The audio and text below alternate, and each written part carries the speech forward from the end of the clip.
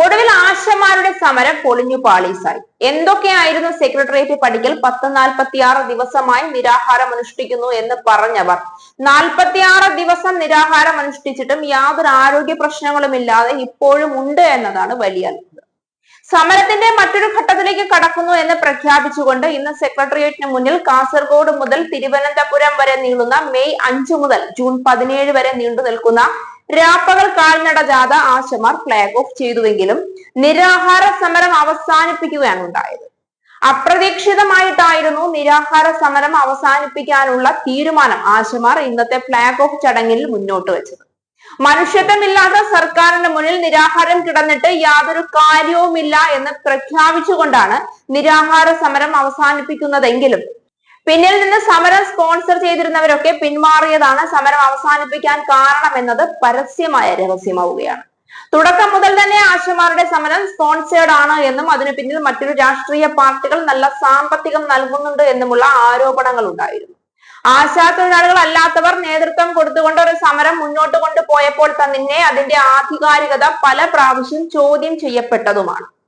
കേന്ദ്ര സർക്കാർ അങ്ങേയറ്റം അവഗണിക്കുന്ന തരത്തിലുള്ള പെരുമാറ്റവും വാക്കുകളും ആശമാരോട് കാണിച്ചപ്പോഴും അതൊന്നും തങ്ങൾക്ക് പ്രശ്നമല്ല, സംസ്ഥാന സർക്കാർ മാത്രമാണ് തങ്ങളുടെ പ്രശ്നങ്ങൾ പരിഹരിക്കേണ്ടതെന്ന ഉറച്ച നിലപാടിലാണ് ആശമാർ മുന്നോട്ട് പോയത്.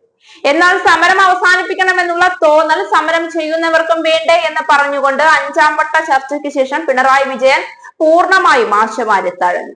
എന്നാൽ അതിനുശേഷം തൊഴിലാളികളുടെ ഏറ്റവും അനുഭാവപൂർവമായ സമീപനത്തോടുകൂടി ആശമാരുടെ വിരമിക്കൽ പ്രായം 62 എന്നുള്ള പ്രഖ്യാപനം സർക്കാർ പിൻവലിക്കുകയും ചെയ്തു. എന്നാൽ അതുകൊണ്ടൊന്നും സമരം അവസാനിപ്പിക്കില്ല. പിണറായി സർക്കാരിന്റെ 4ാം വാർഷികത്തോടനുബന്ധിച്ച് കാസർഗോഡ് മുതൽ തിരുവനന്തപുരം വരെ നടത്താൻ ഉദ്ദേശിക്കുന്ന പിണറായി സർക്കാരിന്റെ വികസന പ്രവർത്തനങ്ങളെ മുൻനിർത്തിയുള്ള ജാഥയ്ക്ക് സമാന്തരമായി അന്നേ ദിവസം തന്നെ കാസർഗോഡ് മുതൽ തിരുവനന്തപുരം വരെ ആശമാർ കാൽനട ജാഥ സംഘടിപ്പിക്കുമെന്നും ഓരോ പ്രധാനപ്പെട്ട സ്ഥലങ്ങളിലും ആശമാർ സംഘടിച്ച് പൊതുജനങ്ങളെ വിളിച്ചുകൂട്ടി പിണറായി വിരുദ്ധത പ്രചരിപ്പിക്കുമെന്നുള്ള ശക്തമായ വെല്ലുവിളി തന്നെയാണ് ആശമാർ സർക്കാരിനെതിരെ നടത്തിയത്. എന്നാൽ ഇതിലൊന്നും കുലുങ്ങാതെ പിണറായി സർക്കാർ ആശമാർ എന്തു ചെയ്താലും 98% തൊഴിൽ ചെയ്യുന്ന ആശമാരെയും ചേർത്ത് നിർത്തിക്കൊണ്ട് 4ാം വാർഷികം മുന്നോട്ട് കൊണ്ടുപോകുമെന്നും അന്നേ ദിവസം ആ ചടങ്ങിൽ വെച്ച് ഈ 98% ആശമാരെയും ആദരിക്കുമെന്നും കൂടി പ്രഖ്യാപിച്ചതോടെ ജൂനിയർ ആർട്ടിസ്റ്റുകളെ പോലെ സമരം ചെയ്യാൻ വന്ന ആശമാരുടെ കള്ളക്കളിക്ക് തിരശീല വീണുപോയി. അതിനു പിന്നാലെ പിന്നീടുണ്ടായ രാഷ്ട്രീയ ചർച്ചകൾക്കൊക്കെ മറ്റ് രാഷ്ട്രീയ നേതാക്കന്മാർ പ്രാധാന്യം കൊടുത്തുകൊണ്ട് ആശമാരുടെ കാര്യം മറന്നതോടുകൂടി പെരുവഴിയിലായത് സമരം ചെയ്ത ആശാ തൊഴിലാളികൾ തന്നെയാണ്.